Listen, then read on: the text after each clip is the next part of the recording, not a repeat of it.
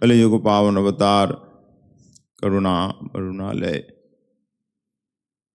प्रेम घन विग्रह भगवान श्री कृष्ण चैतन्य महाप्रभु के नित्य लीला परिकर गौड़ीय वैष्णवाचार्य वर्य ऋषिकुल मुकुटमणि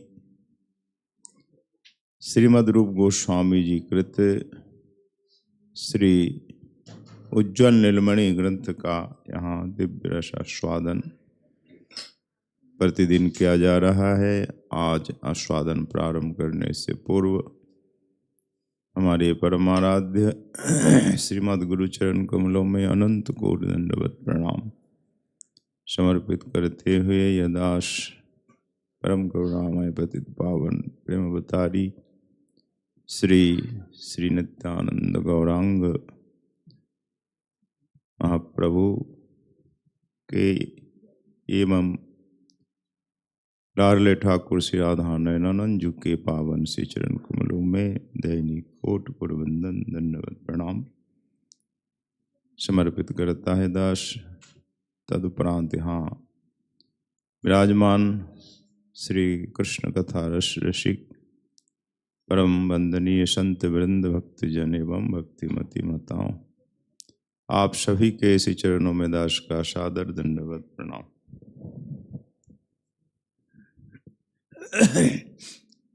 श्री उज्जवल नीलमणि हरिप्रिया प्रकरण का 40वां श्लोक।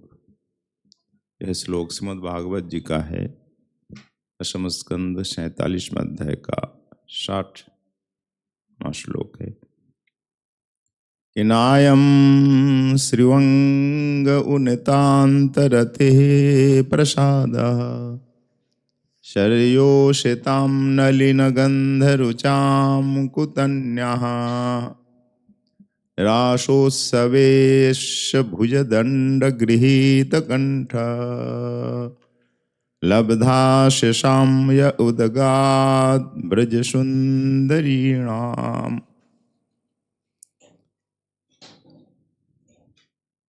भगवान श्री कृष्ण के परम प्रिय भक्त पार्षद श्री उद्धव जी ने कहा कि अहो, हम लोग अतिशय क्षुद्र है, हमारी बात तो दूर है, एकांत अनन्य रति संपन्ना श्री लक्ष्मी जी भी नंदनंदन श्री श्याम सुंदर के द्वारा ऐसे प्रसाद को कभी प्राप्त नहीं कर सकी, और वैकुंठ की जितनी श्रेष्ठ स्त्रियां हैं भूलीला आदि, उन्हें कहाँ से प्राप्त हो सकता है ऐसा प्रसाद। और प्राकृत स्वर्ग की तो बात ही नहीं। तो कैसा प्रसाद था? रासोत्सव यश भुजदंड गृहीत कंठ। इस परम रश्मयी सर मुकुटमणि रासलीला में जिस प्रकार साक्षात मन्मथ श्री गोविंद ने ब्रज गोपियों के गले में अपनी भुजा डालकर उन्हें आनंदित किया, रासोत्सव संपन्न किया, तो उसके द्वारा ब्रज गोपियों को जो उन्नत उच्च कोटि का आनंदोत्सव प्राप्त हुआ था, वह लक्ष्मी जी के लिए परम परम दुर्लभ ही है। ऐसा उद्धव जी ने कहकर गोपियों की वंदना की है।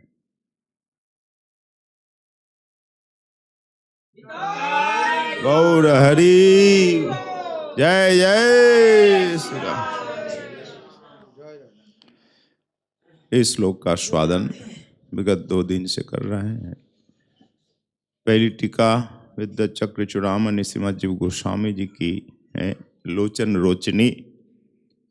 इस टीका का स्वादन कल भी हुआ था, आज पुनः शेषास्वादन प्रारंभ करते हैं।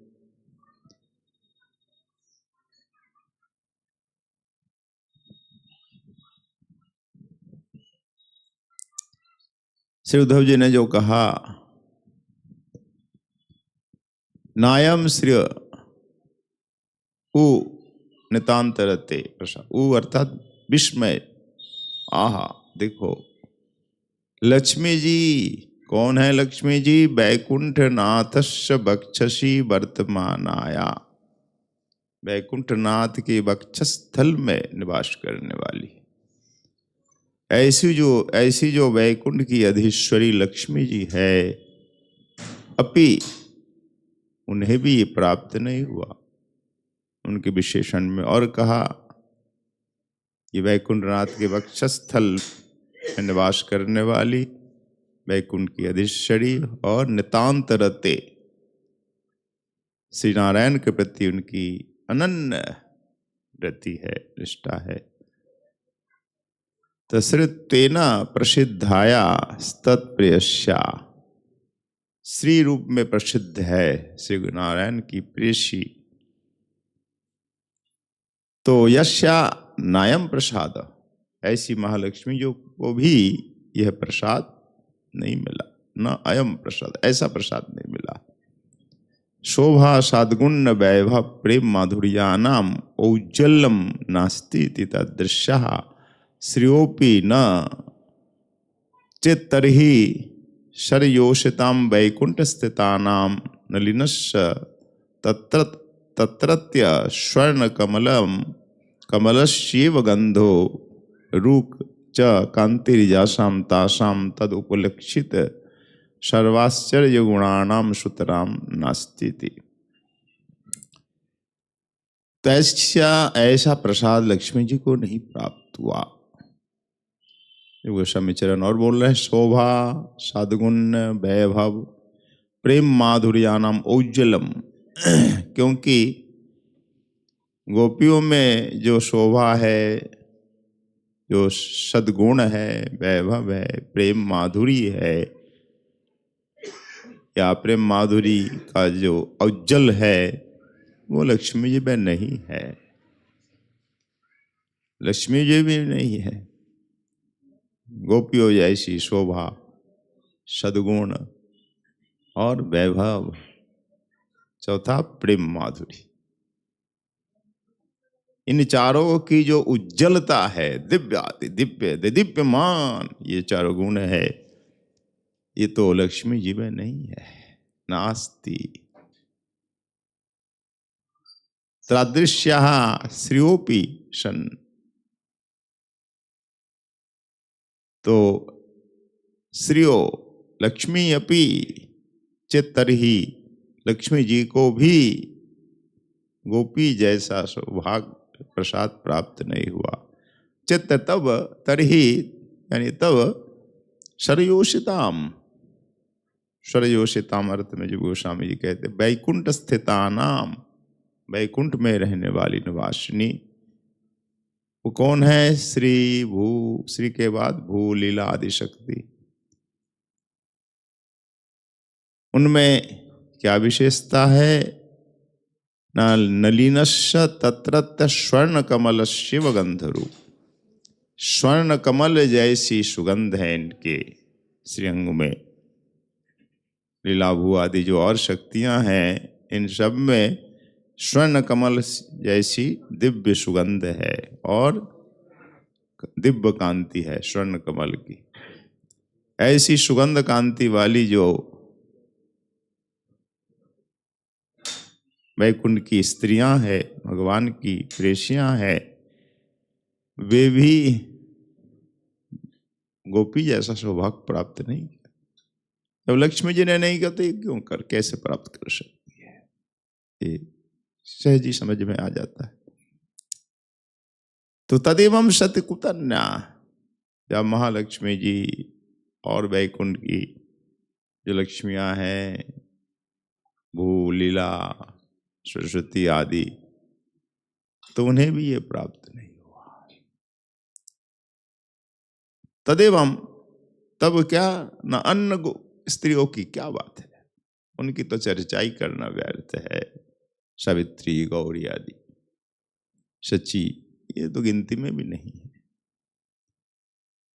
कन्या सर्वा अपि नारी जातयो दूरत एव परास्ता, अन्य जितनी नारी जाति है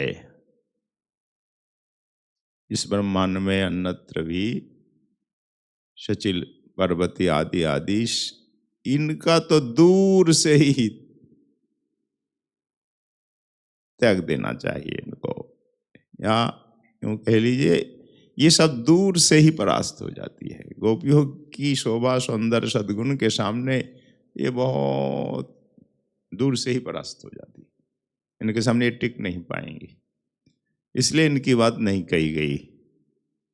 गौरी सावित्री सची आदि ये तो बहुत दूर है, पर कुछ निकट में रहने वाली जो लक्ष्मी गोपी के निकट में, और लक्ष्मी जी को दम भी है, मैं सर्वश्रेष्ठ हूँ, और लक्ष्मी जी की साथ साथ वैकुंठ की जितनी शक्तियाँ हैं, भू शक्ति, भूदेवी है, लीला देवी है, सरस्वती देवी है। सरस्वती के दो रूप है ना, ब्रह्मणा भारती, ब्रह्मण पत्नी, विष्णु पत्नी सरस्वती। शास्त्र के अनुसार भारती ब्रह्मा जी की पत्नी है, तो विष्णु जी की पत्नी सरस्वती है। ऐसी जितनी वैकुंठ की स्त्रियां हैं, भगवान की प्रेषियां हैं, ये सब परास्त है। गोपी के सामने इनकी तुलना नहीं हो सकती, भले ही इनके श्री अंग स्वर्ण कमल जैसे सुगंधित है, स्वर्ण कमल जैसे दिव्य कांति युक्त है, होने पर भी गोपी के सामने टिक नहीं पाती, क्योंकि गोपियों की जो शोभा है, करोड़ों लक्ष्मी पराजित श्री हमारी राधा रानी, राधा रानी की शोभा के सामने करोड़ों लक्ष्मी पराजित हो जाती।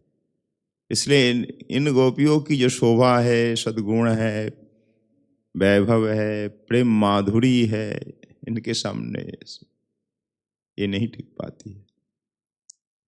तो धन्य है ये गोपी। कौन कह रहे हैं? उद्धव जी कह रहे हैं, भगवान के परम प्रिय परिकर भक्त सखा। तन्यापि यानी जगत में जितनी भी स्त्रियां हैं, नारी जाति है, सब दूर से ही परास्त हो जाती है, वो निकट भी नहीं पहुंच पाती है गोपियों के। न चायम तासु प्रसाद सदास्तीव निमित्तम प्राप्य तु प्रकटी भवति त्याह। अच्छा, ऐसा कह सकते हो कि ऐसा प्रसाद आंसू इन गोपियों को सब हर समय तो प्राप्त होता नहीं है। बोले नहीं, सदा। ऐसा नहीं कि केवल रास विहार के समय ही इन्हें प्राप्त हुआ है, एक निमित्त होता है, नैमित्तिक, और नित्य एक नित्य लीला होती है, एक नैमित्तिक लीला कभी कभी होती है, जैसे झूला है, होली है, और नित्य तो नित्य रास विहार होता ही है। तो ये निमित्त प्राप्त है इनको, ये ऐसा प्रसाद, ऐसी कृपा या सौभाग्य राष्ट्र में ही, महाराष्ट्र में ही प्राप्त हुआ, हर समय तो नहीं प्राप्त होता। तो कहते हैं गोस्वामी टीका में, अश्वतासाम समीपे सादृशी व मादृशी व स्फुरतः श्री गोविंदस्य भुजदंडी न गृहित कंठ यासाम तश्च लब्धा शिशश्च तासाम तदृशनाम सतीनाम जा उदगा नित्यम एव सन प्रकटो बहुआ। नहीं नहीं, ऐसा नहीं कि इनको केवल रास विहार में, महाराष्ट्र में प्राप्त हुआ, नहीं, नित्यम कह दिया। नित्य रास होता ही है हमारे यहाँ, नित्य रास है, शरद रास है, कार्तिक पूर्णिमा में रास विहार हुआ है, कार्तिक की रास बोलते हैं, फिर वसंत रास है, ऐसे अनेकों रास उत्सव है विशेष, पर नित्य रास तो है ही। तो नित्य ही इनको ऐसा सौभाग्य प्राप्त होता है। तासाम समीपे, उनके निकट श्री गोविंद जी रहते हैं, और उनकी भुजाओं से गोपियों के कंठ आलिंगित होते हैं, दिव्य शोभायमान होते हैं इनके कंठ। और इस प्रकार गोविंद की भुजा कंठ में जब स्थित होती है, वो जो आशीष, वो जो सौभाग्य, वो प्रसाद गोपियों को प्राप्त होता है। सब गोपी गदगद हो जाती, रोम रोम खिल जाता है उनका। देखो आज गोविंद की भुजा मेरे कंठ, मेरे गले में। और गोपी मन ही मन कहती हैं हे प्रियतम मुझे कभी भी छोड़ के मत जाना। और पर राधा रानी के लिए ठाकुर कहते हैं, राधा रानी भी कहती हैं, पर ठाकुर कहते हैं किशोरी तुम कभी भी रूठना नहीं, मुझे छोड़कर मत जाना। हाँ, बड़ा ही मार्मिक है। तति विलक्षण प्रसाद इनको प्राप्त हुआ है। तो गोपी जैसा सौभाग्य किसी को प्राप्त हुआ है क्या? कभी नहीं। क्या वैकुंठ में नित्य ही वैकुंठ नाथ की भुजा से आलिंगित होती हैं लक्ष्मी जी? क्या उनके साथ रासविहार करते हैं? उन्हें भी ऐसा नहीं प्राप्त होता है। श्रीमन नारायण के द्वारा भी ऐसा प्राप्त नहीं। तो नित्य में प्रसन्न प्रकट हुआ, नित्य ही ठाकुर लीला करते हैं, केवल प्रकट नहीं, प्रकट अप्रकट हर लीला नित्य है, कोई भी लीला नित्य नहीं है। तो तदेवं तासाम सर्वतो विलक्षणत्ति प्राप्त। अतः गोपियां सभी से अति विलक्षण है। सर्व विलक्षण स्व कृष्णस्य नित्य पर्याप्तम प्रतिपद्यते। अतः ये प्रतिपादित हुआ कि श्री गोविंद की सर्व विलक्षण नित्य प्रिया है। ये सब श्री गोविंद भी सर्व विलक्षण है, श्रीमन नारायण से भी इनकी शोभा अधिक है। भक्ति रसामृत सिंधु में श्रीमद रूप गोस्वामी चरण ने लिखा ही है कि अनंत गुण है भगवान में, पर श्री कृष्ण में 64 गुण विशेष है। उन 64 गुणों का वर्णन है, उदाहरण सहित वर्णन किया है। 50 गुण तो बताए ये सदाशिव में है, 55 तक भगवान के अवतारों में है। फिर 60 गुण तक कहाँ है? श्रीमन नारायण वैकुंठनाथ में 60 गुण है। 50 सदाशिव में हुए, 55 भगवान के अवतारों में है, अनेक अवतार है। और 60 तक श्रीमन नारायण में वैकुंठनाथ में है। पर उससे आगे जो 4 गुण विशेष है वो केवल हमारे नंदनंदन में है, वृंदावन चंद्रमा में। वो 4 गुण क्या है? प्रेम माधुर, लीला माधुर, रूप माधुर और वेणु माधुर। ये और किसी में। तो इसलिए हमारे श्री कृष्ण भी सर्व विलक्षण है, उनकी प्रियाएं भी सर्व विलक्षण है। यही सिद्धांत प्रतिपादित होता है और नित्य ही इनके साथ विहार होता है। कभी प्राप्त हुआ ऐसा नहीं, सदैव लीला होती रहती है, सदैव रास है, नित्य रास है। तो गोपी जैसा सौभाग्य किसी को प्राप्त नहीं है। ये उद्धव जी के वचनों की ही व्याख्या हो रही है। ततश्च सर्वतो विलक्षणत्वात् अन्यथा श्री कृष्णस्य परम भगवतत्वम् तथा तासामपि परम लक्ष्युत्तम। फिर कहा जब गोस्वामी चरण ने सर्वतो विलक्षणात्, यानी सभी से विलक्षण होने से श्री कृष्ण परम भगवान हुए, स्वयं भगवान हुए, सर्वावतारी हुए, ये स्थापित हुआ है, सिद्धांतित हुआ। ठीक उसी प्रकार तासामपि गोपियों की भी, राधा रानी गोपियों की भी परम भगवतित्व है, ये सिद्धांतित हुआ। परम लक्ष्मीमयी है, कहा गया है सर्वलक्ष्मीमयी सर्वकांति सम्मोहिनी परा। गौतम तंत्र में राधा रानी के लिए कहा कि देवी कृष्णमयी प्रोक्ता राधिका पर देवता। कृष्णमयी है, देवी है हमारी राधा रानी, परम देवता है। परम देव से कृष्ण है तो परम देवता से राधा रानी है। और सर्वलक्ष्मीमयी, सभी लक्ष्मी राधा रानी में विराजती है। सर्वकांति, सभी कांति राधा रानी में है। कांति, शोभा, सौंदर्य की क्या कहें हम, प्रतिमा कहें ठाकुर राधा रानी को, या और क्या कह सकते हैं, सबकी खान है, शोभा सुंदर। ऐसी हमारी सर्वलक्ष्मीमयी सर्वकांति सम्मोहिनी परा। और विशेष है राधा रानी सम्मोहिनी भी है। किसकी मोहिनी? गोविंद की। चैतन्य चरितामृत में आया, बोले श्री गोविंद भुवन मोहन नाम उनका, त्रिलोकी को मोहित करने वाले ठाकुर है ना, त्रिभुवन मोहन। बोले भुवन मोहन कृष्ण ताहारो मोहिनी, अतीव राधा रानी परा ठाकुरानी, समस्ते परा। तो गोविंद भुवन मोहन त्रिभुवन मोहन है, पर उनकी मोहिनी राधा रानी। तो किसकी महिमा अधिक हुई? राधा रानी। अतः राधा रानी सबकी परा ठाकुरानी है, परम परम लक्ष्मी, परम देवी है। परा कही दिया अंत में, ये शास्त्र प्रमाण है। तो गोपियों की भी परम लक्ष्मीत्व है, और गोविंद का क्या है? परम भगवत्व है। स्वयं भगवत चांशकला पुंस कृष्णस्तु भगवान, स्वयं भगवत जी कहती है। ततो युक्त एवं अन्य लक्ष्मी जयति भावः। अतः ये गोपियां सभी लक्ष्मियों को पराजित करती है अपना क्या? सौंदर्य से, सद्गुण से, वैभव से, प्रेम से सभी को लक्ष्मियों को परास्त करती हैं। ये भाव आया। ततो यास्तु साधक मुनिचर्यादय वक्षन्ते ता पुनरत्र गौणत्वेन नुट्टंकता इति ज्ञेयम्। इन गोपियों में नित्य गोपी हैं, ये नित्य है राधा आदि सब, और कुछ साधक है, कुछ मुनिचरी है। साधक साधना करके गोपी बनते हैं।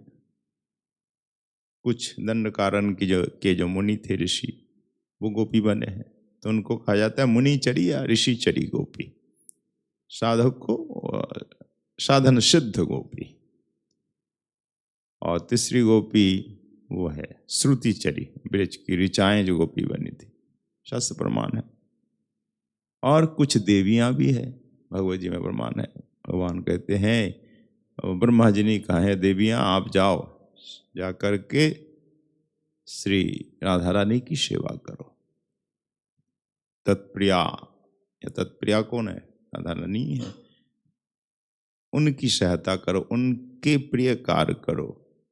तो देवी भी गोपी बनी है। तो देवी, नित्य सिद्धा, साधन सिद्ध, मुनिचरी और श्रुतिचरी और देवी, ये सब गोपियां हैं। और भी गोपियां हैं। जनकपुर की जो कन्याएं कुमारियां हैं, वो भी गोपी बनी थी। सभी राम जी को चाहती थी ना, तो राम जी ने कहा इस अवतार में तो संभव नहीं, कृष्ण अवतार में तुम सब गोपी बन जाना। तो कृष्ण लीला में वो भी गोपी बनी है। ऐसा भी संत कहते हैं, जब सीता जी की प्रतिमाएं थी, राम जी जब जब यज्ञ करते थे, पूर्णाहुति में सीता जी की स्वर्ण प्रतिमा बना लेते। गुरु वशिष्ठ ने कहा कि पूर्णाहुति तो आप अकेले नहीं दे सकते, यज्ञ में ये विधान है सपत्निक होना चाहिए। तो इसमें क्या होगा रघुनाथ, नहीं तो यज्ञ पूर्ण नहीं होगा। क्या विकल्प? या तो आप जनकनंदिनी को बुलाएं, सीता जी को। राम जी कहते नहीं, ऐसा संभव नहीं है, फिर विवाह कर लीजिए, सपत्निक तो होना चाहिए, होना पड़ेगा ना। राम जी कहते नहीं, मैं एक पत्नी व्रतधर हूँ, एक पत्नी रखना ही मेरा व्रत है, दूसरी पत्नी मैं रख नहीं सकता। आप विवाह नहीं कर सकते, सीता जी को बुला नहीं सकते, फिर यज्ञ पूर्ण होगा कैसे? तब सोच विचार के कहा वशिष्ठ जी, एक उपाय है, आप जानकी जी की प्रतिमा बना लीजिए, हम लोग प्राण प्रतिष्ठा कर देंगे। स्वर्ण प्रतिमा बना लेते हैं। राम जी बना, ये संभव है। प्रतिमा बना करके प्राण प्रतिष्ठित करके फिर वो प्रतिमा के साथ पूर्णाहुति देते, यज्ञ पूर्ण होता है। तो एक नहीं कई यज्ञ किए ना, तो उन यज्ञ की प्रतिमाएं क्या करते राम जी, फिर रख देते। एक कक्ष अलग बनाया, जैसे होता है ना प्रदर्शनी कक्ष, उस कक्ष में सब स्वर्ण प्रतिमाएं सुरक्षित थी।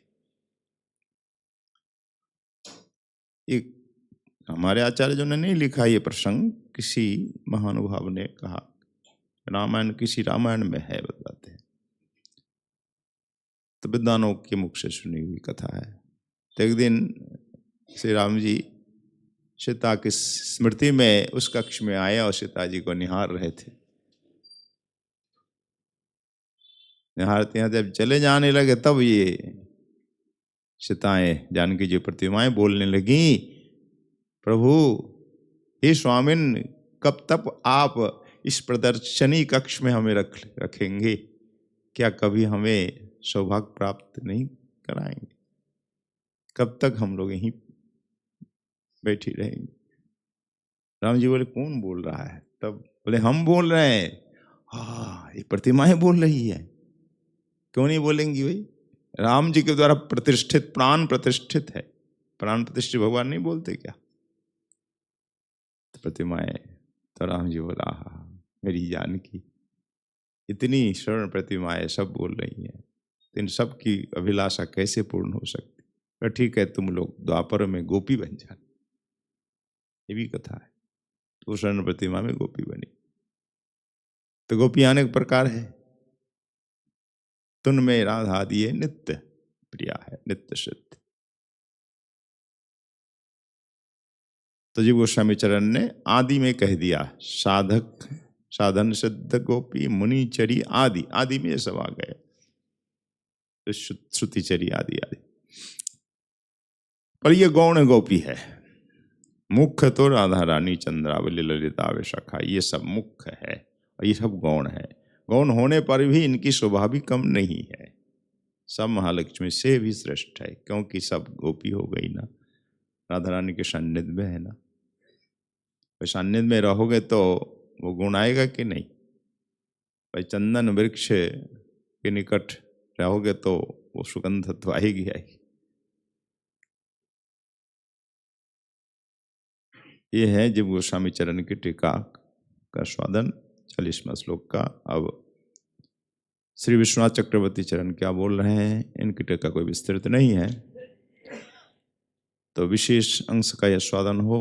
उ जो कहा गया ना, जिनायम श्री अंग उ नितांतरत्य। उ क्यों? उ एक अव्यय है, विस्मय भाव से। जैसे अहो बोल देता, हो हाय आदि बोल देते ना, एक विस्मय भाव से। तो उ विस्मय से, आह देखो, आह क्या सौभाग्य देखो इन ब्रज गोपियों का, जो लक्ष्मी जी को प्राप्त नहीं। अंगे वैकुंठ नाथस्य वक्षसी वर्तमान। वैकुंठनाथ के वक्षस्थल में रहकर श्रीओ अंग, ये जो अंग शब्द है कोई संबोधन नहीं है। अन्यत्र भागवत में है अंग, यानी प्रियजन के लिए कहा जाता है, तुम हमारे अंग जैसे। ऐसे पुत्र के लिए कहा जाता है ना, पुत्र आत्मज है। ऐसे शिष्य भी सुखदेव जी परीक्षित के लिए भी अंग कहा है कई बार। यहाँ वो शब्द नहीं है। यहाँ उद्धव जी बोल रहे हैं ना, उद्धव जी अंग किसको बोलेंगे? तो यहाँ अंगे सप्तमी है। नायम श्री अंगे, यानी लक्ष्मी जी गोविंद वैकुंठनाथ के अंग में रहने वाली, अंगे स्थिता नाम, ये अर्थ आएगा। अंगे वैकुंठनाथस्य वक्षसी। अंगे की व्याख्या हुई, अंग क्यों हुआ? अंग उ है ना, तो एक अर्थ लुप्त हो गया संधि। तो व्याकरण का अध्ययन जिन्होंने क्या पता होगा। तो उ है, ये होता तो भी लुप्त हो जाता, तो लुप्त हो गया, इसलिए ये कार नहीं दिख रहा। तो अंगे अर्थ होगा, तो अंग मतलब क्या हुआ ना, वैकुंठ नाथस्य वक्षस, ये व्याख्या हुई। वैकुंठ नाथ के वक्षस्थल में, अंगित हुआ वक्षस्थल, तो वक्षस्थल में रहने वाली, वर्तमानाया वक्षस्थल में निवास करने वाली महालक्ष्मी जी।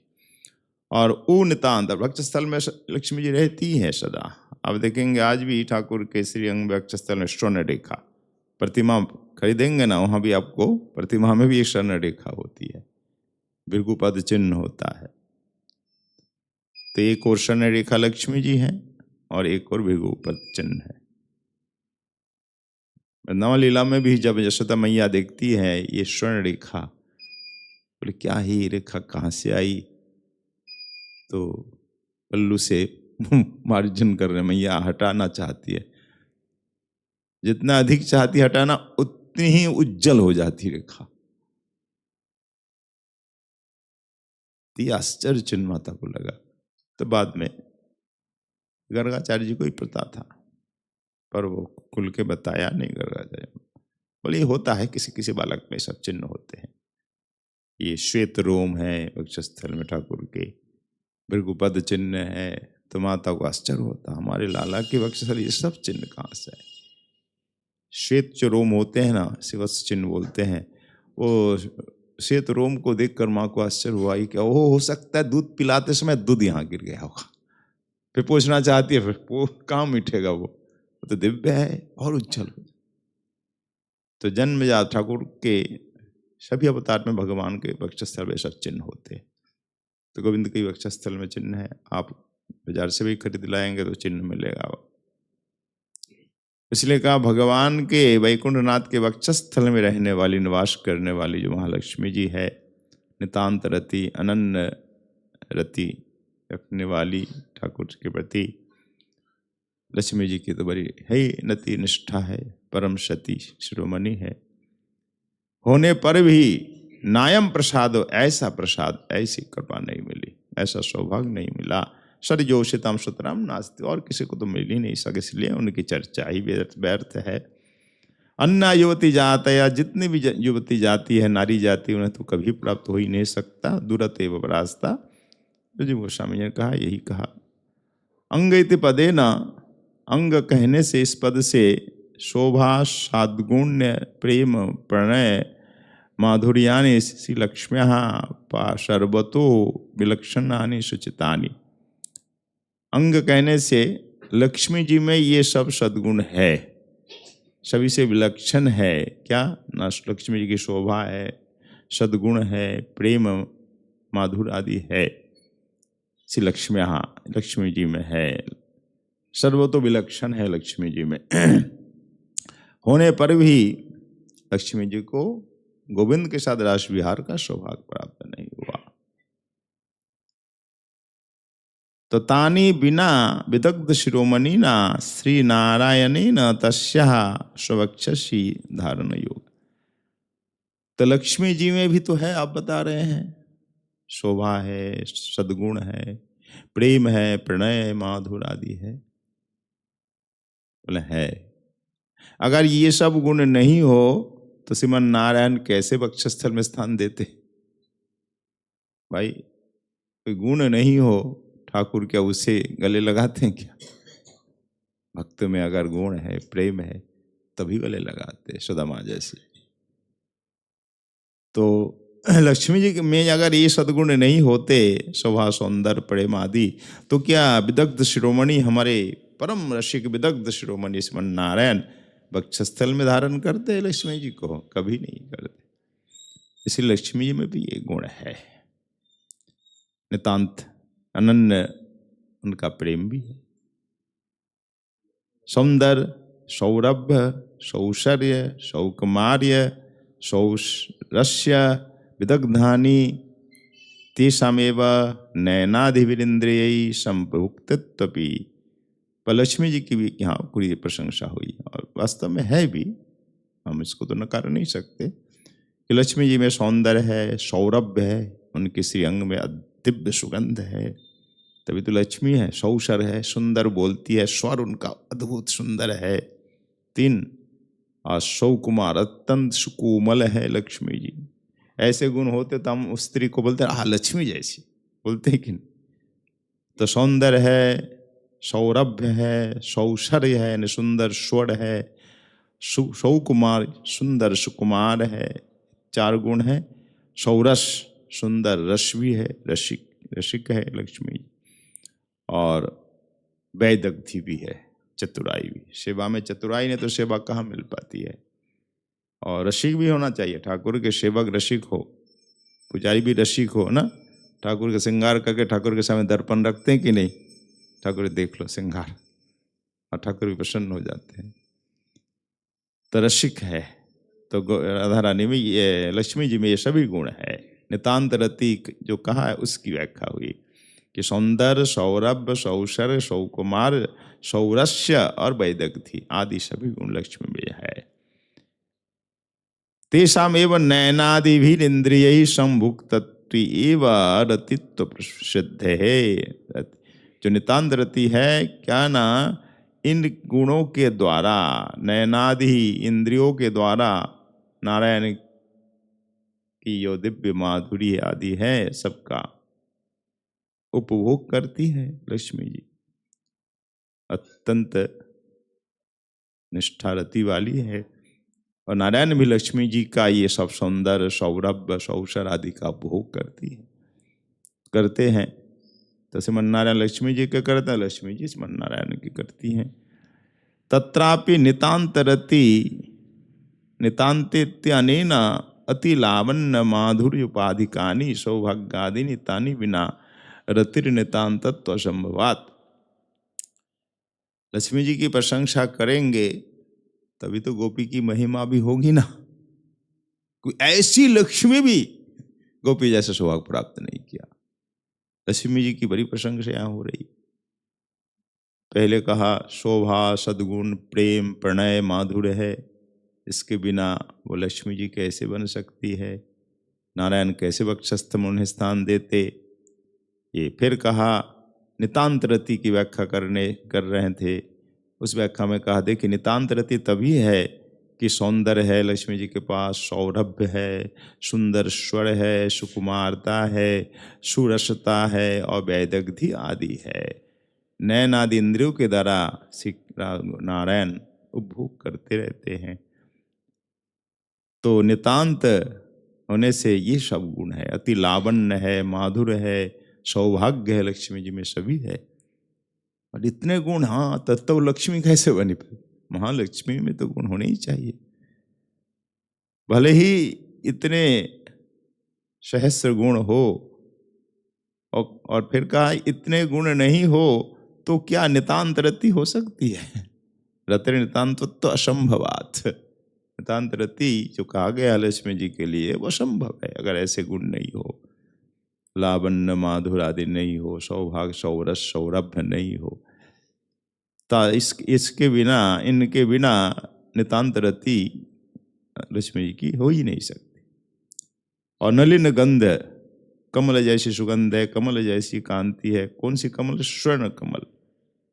तो स्वर्ण कमल जैसी सुगंध, स्वर्ण कमल जैसी कांति। तो सौरभ, सौंदर्य, सौकमाल आदिनी पिष्ट पोषण त्वयुक्तानि स्पष्टत्वार्थम। अर्थात जो नलिन गंध रुचाई पिष्ट पेषण हुआ, पिशी हुई वस्तु को पिसना। नलिन गंध रुचाम ये कहने से वो सब है, यानी सौरभ सौंदर्य सब कुछ है। क्योंकि कमल है तो कमल में क्या सुगंध नहीं होती है ही। तो सब कहने के लिए कहना उचित भी नहीं, अधिक व्याख्या हो जाती, पिष्ट पेषण होता ना। एक बात को कह फिर उसको दोबारा बोलना, पिसी वस्तु को पीसते रहो। तो कमल कहने से उनमें सौरभ है यानी सुगंध है, सौंदर्य है, सुकुमारता है।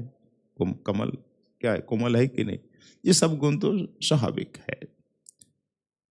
पर होने पर भी ऐसी महालक्ष्मी को भी गोपी जैसा सौभाग्य नहीं मिला। फिर किसकी महिमा अधिक हुई? गोपी हो की राधा रानी। भाई राधा रानी की महिमा दर्शाने के लिए इनकी महिमा गाना पड़ेगा ही। महिमा का गायन किया करके देखिए, ऐसी लक्ष्मी जी भी राधा रानी जैसा सौभाग्य प्राप्त नहीं। फिर राधा रानी सर्वोपरि हुई ना। बोलो राधा रानी की जय। ये तो दो टीका का स्वादन हुआ। अब तीसरी टीका है, जहां जहां विशेष है उसी पर यह स्वादन होगा। तो नायम श्रीअंग, ये उद्धव जी का वचन है, सभी जानते हैं। अहो बत वयम की वराका श्रीदेव्याम अपि निदृशस तत्प्रसाद। यहाँ से विशेष कुछ है। उद्धव जी बोल रहे हैं कि अयम बत अहो बत हाय ऊ मैंने अहो विस्मय से, कि बत वयम हम सब भक्तजन, उद्धव जी बोल रहे हैं हम जितने श्री कृष्ण के परिकर है भक्तजन है, के हम लोग कौन है इनके सामने, इन गोपियों के सामने। के बराका, बराका मतलब तुच्छ, हम कौन तुच्छ है इनके सामने, गोपियों के सामने। क्यों आप अपने को इतना तुच्छ क्यों मानते हैं? तो तुच्छ नहीं। अरे देखो, श्री देव्यामपि निदृशस्तत् प्रसाद, श्री देवी को भी, महालक्ष्मी जी को भी ऐसा प्रसाद सौभाग्य नहीं मिला। तो हम कौन है? कौन खेत की मूली है? यहाँ बोलते हैं ना इस ऐसे दृष्टांत में, तुम कौन खेत की मूली हो? यहाँ उद्धव जी हम कौन खेत की मूली है? जब लक्ष्मी जी को ऐसा सौभाग्य नहीं मिला तो हम गोपी के सामने कहाँ ठहर सकते हैं? तयम एतादृश प्रसाद सुखमय। अब प्रसाद की व्याख्या इन्होंने ही किया है। प्रसाद को क्या कहेंगे? हम तो कृपा मान लेते, सौभाग्य बोले। नहीं, प्रसाद मतलब मन की प्रसन्नता, सुखमय मन प्रकाश। सुखमय जो मन का प्रकाश होता है, सुख होगा तभी तो मन में आनंद आएगा, प्रकाश होगा। तो सुखमय जो मन में प्रकाश मिला, प्रसन्नता मिली गोपियों को, ऐसा किसी को नहीं मिला। तो श्रियो लक्ष्म्या यदि श्रियोपि न तदन्यासम सरिजोषितम वैकुंठ पुरांगनानाम तस्योपि नलिन गंध रुचाम तत्तत्य स्वर्ण कमलस्य इव गंध रूप कांतिश्च यासाम तासाम परम विशिष्टानाम भू लीला प्रभृति नाम अपि सुतराम। ते तो व्याख्या हो ही गई। तो लक्ष्मी जी को नहीं मिला, स्वरयोषितम अर्थ में वैकुंठ पुरांगना नाम, वैकुंठपुर की अंगनाएं, उनको भी नहीं मिला ऐसा प्रसाद। स्वर्ण कमल जैसी जिनकी कांति है, सुगंध है, परम विशिष्ट है श्री भू लीलादि शक्ति। तो सुतराम जब इनको नहीं मिला फिर कुत अन्य अन्न प्रकृत प्राकृत स्वर्गस्थ, प्राकृत जगत में जो स्वर्ग है या अन्य अन्य जितने लोक है, नागलोक आदि है, कहाँ इनको प्राप्त हो सकता है? इसलिए इनका तो प्रस्ताव करना ही व्यर्थ है, प्रस्ताव लाना। तो कुआशो प्रसाद। अब प्रश्न है, अच्छा वो जो आप बता रहे प्रसाद सुखमय मन प्रकाश, वो है क्या? उसकी व्याख्या कीजिए, प्रकाश डालिए। कुआशो प्रसाद, प्रसाद पुंगलिंग है। अशो प्रसाद का कौन है, क्या है? प्रभु सुनिए कौन सा प्रसाद है। न जो यादृशा ब्रज सुंदरी नाम उदगात आविर्बहुआ। जो यानी यादृश जिस प्रकार ब्रज सुंदरियों में प्रसाद सुखमय मन प्रकाश का आविर्भाव हुआ है, वो क्या है?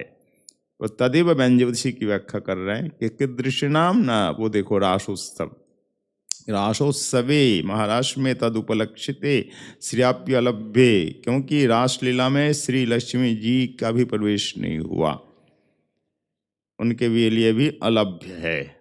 तो परम रागमयत्वात् सर्व चमत्कार कारक भूत के लिए वृंदे।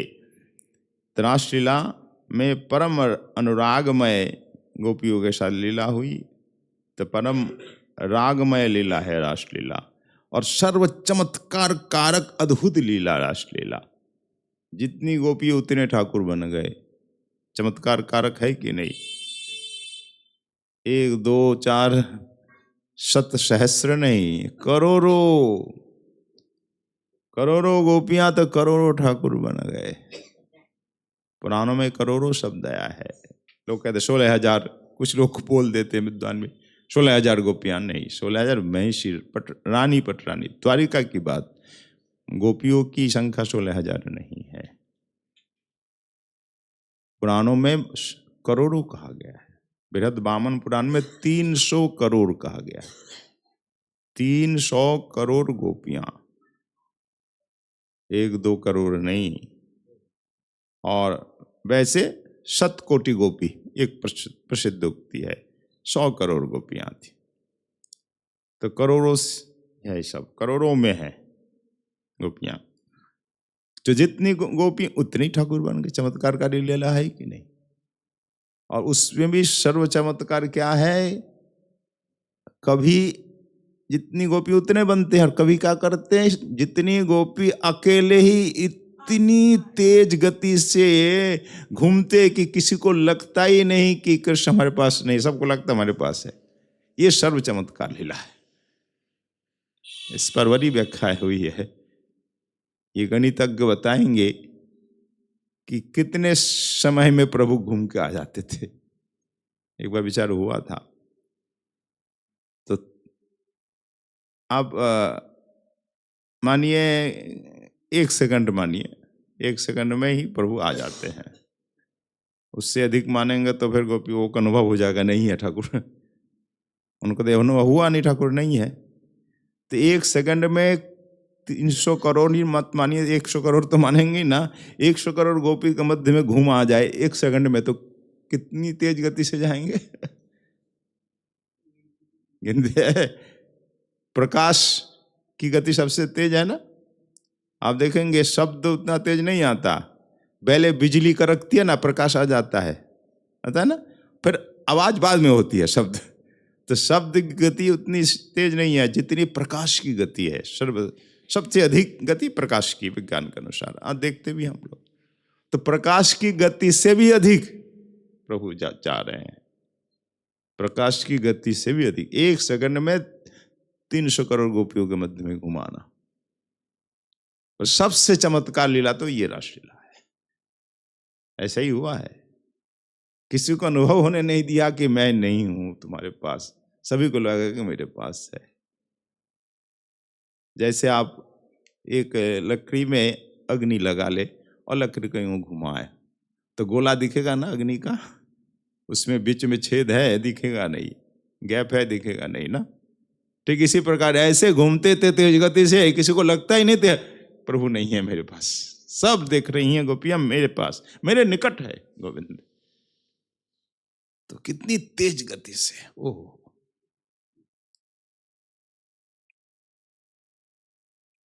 ये है सर्व चमत्कार कारक लीला। राष्ट्र की महिमा ऐसे नहीं है, ये जो लीला है सर्व चमत्कार कारक अद्भुत लीला है।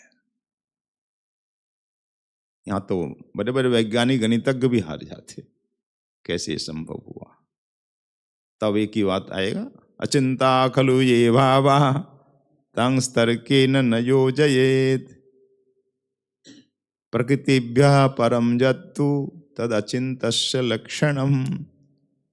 तब कहेंगे हम अचिंत शक्ति संपन्न प्रभु, अचिंत अनंत शक्ति संपन्न। अनंत शक्ति है, इसमें कोई दो राय नहीं है, पर वो अचिंत है, हम सोच नहीं सकते। अचिंत मतलब हमारी चिंता हमारी बुद्धि से परे है। अचिंत, अचिंता खलु ये भावा न तांग स्तर के न योजयेत। महाभारत का श्लोक है कि भगवान भीष्म पर में भीष्म जी ने सत कहा था कि भगवान के जो भाव है, वैभव आदि जो कुछ है वो अचिंत है, उसे तर्क के द्वारा जान नहीं सकते। हम बुद्धि के द्वारा, तर्क के द्वारा, बहस के द्वारा नहीं जान सकते, नहीं जान सकते। और अचिंत है क्या? एक भक्त ने भी पूछा अचिंत का अर्थ क्या है, कनाडा से एक वक्त मैसेज किया। तो अचिंत का यही अर्थ है, ये महाभारत के अनुसार, प्रकृतिभ्या परम जत्तु तद अचिंतस्य लक्षणम। ये अचिंत का लक्षण जो प्रकृति से परे हो, यानी प्रकृति के नियम जहां लागू नहीं हो, जिस पर प्रकृति का नियम लागू नहीं है वो अचिंत है। तो इसलिए जहां प्रकृति के नियम लागू नहीं तो उससे हम समझ नहीं पाते ना। आपको कहेंगे कि बर्फ बहुत गर्म है, कोई समझेगा? आप कोई कहेंगे पागल है, पर ठाकुर के लिए संभव है। ठाकुर बर्फ को भी अग्निवत गर्म कर सकते हैं, अग्नि को भी बर्फवत शीतल कर सकते। आप कहेंगे मक्खन बहुत हार्ड सख्त है, कठोर है मक्खन, कौन मानेगा इसको? पर प्रभु चाहे तो मक्खन को भी बहुत कठोर बना दे, एक कमल पुष्प को भी कठोर बना दे, वज्र से कठोर बना दे। और प्रभु चाहे तो शीला को, वज्र को मक्खन से भी कोमल बना दे। ये सब अचिंत शक्ति है, प्रकृति के नियम जहां लागू नहीं। शास्त्र में जो कहा गया ज्वलंतम अज्वलंतम विष्णुम अविष्णुम, ये जो ठाकुर के सब निश्चिंतापनी के सब वचन है, जब वो सामने उठाया टीका में, प्रभु ज्वलंतम है, फिर अज्वलंत एकदम शांत भी है। नरसिंह देखो कैसे ज्वलंत रूप, उग्र रूप, उग्रम अनुग्रम कहा गया, उग्र रूप, ज्वलंत रूप, सब भयभीत हो रहे। देवी लक्ष्मी जी तक नहीं आ पा रही सामने, विकट उनका जो भैरव नाद है, गर्जना धार सुनकर के सब भयभीत हो रहे थे। पर उसी क्षण जब प्रहलाद जी आते, एकदम शांत होते कि नहीं, एकदम अनुग्रम अविष्णुम अज्वलंतम हो जाते तुरंत, और नेत्रों से अश्रु टपकने लग जाते। आओ प्रहलाद आओ, तुम मेरे छाती से लगे जाओ। गले से लग जाओ। तो प्रभु में ये सब उग्र भी, अनग्र भी, विष्णु भी, अविष्णु भी, जलंत भी, अजलंत भी, अणुरणीयान, महत, महियान, सब कुछ हो सकता भी है। ये सब अचिंत की व्याख्या है जो प्रकृति से परे हैं। इस पर हम तर्क नहीं कर सकते, बुद्धि से नहीं जान सकते हैं। तो प्रभु की लीला अचिंत है। किस प्रकार 300 करोड़ गोपियों में एक ही सेकंड में घुमाए वो प्रभु ही जानते। उनकी शक्ति अचिंत है, अनंत है, हम सोच नहीं सकते, इस पर विचार नहीं कर सकते। तो प्रभु की लीला ऐसी है, सर्व चमत्कार कारक और अद्भुत के लिए। ऐसे गोविंद के साथ गोपियों ने ही ये सौभाग्य प्राप्त किया है, रास सौभाग्य। गले में भुजा डाल करके नृत्य लक्ष्मी जी ने अभिलाषा तो की पर नहीं मिला उनको ये सब प्रसाद। तो क्या है वो प्रसाद, इसकी व्याख्या हुई। और गोविंद कौन है? फिर साक्षात मनमतः। कौन है गोविंद? तासा महावीर भूचौरी, साक्षात मनमथ। आहा, गोपियों के बीच में प्रभु आविर्भूत हुए। साक्षात मनमथ यानी मनमथ मतलब कामदेव को मथित करने वाले, साक्षात मनमथ। कामदेव को मथन करने वाले एक गोविंद ही है और दूसरा कोई नहीं। तो गोविंद की ये माधुरी, उनका माधुर का वर्णन कर रहे हैं, कल सुनेंगे। टीका ये रसमय है। तो टीकाकार चरण से विष्णुदास गोस्वामी जी, जो कृष्णदास कविराज गोस्वामी के शिष्य है, उनकी रसमयी सुंदर सुंदर टीका है, सुंदर सुंदर वचन है। तो शेष टीका का स्वादन पुनः श्री राधा नयनानंद प्रभु की कृपा आप सबके आशीर्वाद से कल आस्वादन सौभाग्य प्राप्त करेंगे। आज यहीं पे श्री उज्जैन नीलमणि रस आस्वादन का विश्राम होता है। बोलिए श्री राधा नयनानंद जी महाराज की, नरसिंह भगवान की जय, बड़ी सूरमा कुंज की जय, आज के आनंद की, सब संतों की, सब भक्तों की जय। जय जय श्री राधे निताय। हरि